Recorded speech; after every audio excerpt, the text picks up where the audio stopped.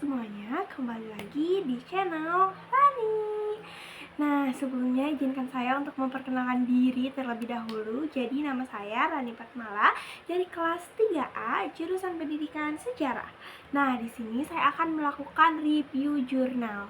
Jadi jurnalnya itu berjudul The Bugis Makassar Diasporas.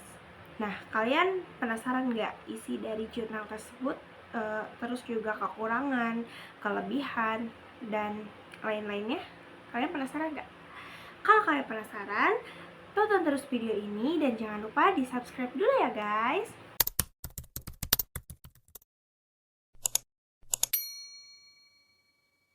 Oke, langsung saja, ini dia videonya.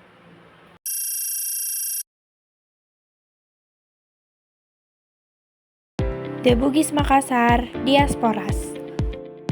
Pembahasan pertama, kita akan membahas tentang identitas dari jurnalnya. Jadi, judul jurnalnya yaitu The Bugis Makassar Diasporas yang ditulis oleh Leonard Y. Andaya. Nah, jurnal ini diterbitkan oleh Journal of the Malaysian Branch of the Royal Asiatic Society pada tahun 1995. Baik, selanjutnya kita masuk ke latar belakang dari jurnal yang akan kita bahas. Nah, jadi artikel ini mengkaji perpindahan besar-besaran masyarakat Bugis dan Makassar dari Sulawesi Selatan pada abad ke-17 hingga ke-18.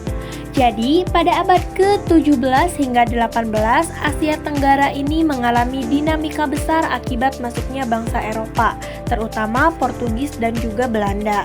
Kehadiran VOC dengan memonopoli perdagangan rempah memicu konflik, menghancurkan keseimbangan lokal dan juga menyebabkan migrasi besar-besaran masyarakat pesisir dan kepulauan. Di Sulawesi Selatan, perang antara kerajaan Gorontalo dan VOC pada tahun 1666 sampai 1669 menjadi titik balik. Kekalahan Makassar dalam Perang Bungaya melahirkan gelombang pengungsian orang Makassar dan Bugis. Migrasi ini kemudian dikenal sebagai diaspora Bugis Makassar. Jadi secara sederhananya, latar belakang dari jurnal ini adalah perubahan politik ekonomi Asia Tenggara akibat kolonialisme Eropa, terutama VOC Belanda yang memicu konflik dan eksodus penduduk. Selanjutnya ada tujuan penelitian. Nah, Andaya ini ingin menjelaskan faktor-faktor yang menyebabkan keberhasilan diaspora Bugis di dunia Melayu dan kegagalan diaspora Makassar. Lalu selanjutnya ada metode. Artikel ini menggunakan pendekatan historis dengan menelaah sumber-sumber primer. Sumber-sumber primer di sini yaitu ada arsip VOC Belanda, catatan Inggris, serta kronik Melayu seperti Tuhfat Al-Nafis dan Silsilah Melayu dan Bugis. Baik, selanjutnya di sini ada hasil utama. Nah, Andaya ini menemukan bahwa diaspora Makassar gagal karena status tinggi para bangsawan Makassar menimbulkan konflik dengan kerajaan penerima serta dianggap ancaman oleh Belanda. Sebaliknya, diaspora Bugis berhasil karena mereka lebih adaptif, menjalin perkawinan politik, membentuk pemerintahan diaspora yang fleksibel, dan mampu mengintegrasikan nilai budaya Bugis dengan struktur lokal. Baik, kita lanjut ke pembahasan selanjutnya. Nah, di sini ada kekuatan artikel. Artikel ini kuat dalam penggunaan sumber primer yang beragam, baik dari arsip kolonial maupun dokumen lokal. Selain itu, Andaya sebagai penulis berhasil menghubungkan peristiwa lokal Sulawesi Selatan dengan dinamika regional Asia Tenggara, sehingga memberikan kontribusi besar pada studi diaspora dan sejarah maritim. Nah, di sini juga ada kelemahan dari artikel.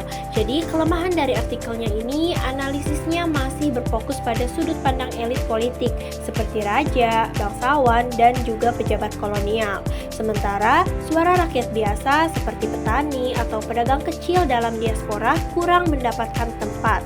Potensi bias juga ada karena banyak sumber berasal dari arsip kolonial Belanda.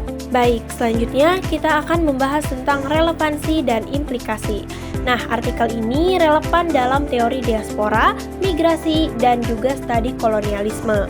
Dalam praktik, Pemahaman tentang bagaimana komunitas Bugis mampu beradaptasi menunjukkan pentingnya fleksibilitas budaya dan politik dalam keberhasilan diaspora.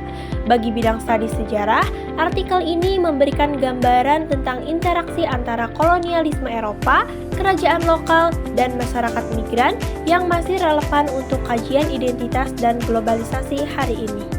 Nah, yang terakhir ada kesimpulan. Jadi, kesimpulan dari artikel yang kita bahas ini adalah artikel The Bugis Makassar Diaspora sangat layak dijadikan referensi. Alasannya, penelitian ini didukung data historis yang kaya, analisis yang tajam, dan mampu menjelaskan perbedaan nasib dua diaspora besar di Asia Tenggara. Meski ada keterbatasan perspektif, kontribusinya pada pemahaman sejarah maritim dan diaspora Nusantara sangat signifikan. Nah, mungkin itu saja mengenai review jurnal The Bugis Makassar Diasporas. Terima kasih sudah nonton. Jangan lupa subscribe, like, dan komen. Bye-bye. Assalamualaikum warahmatullahi wabarakatuh.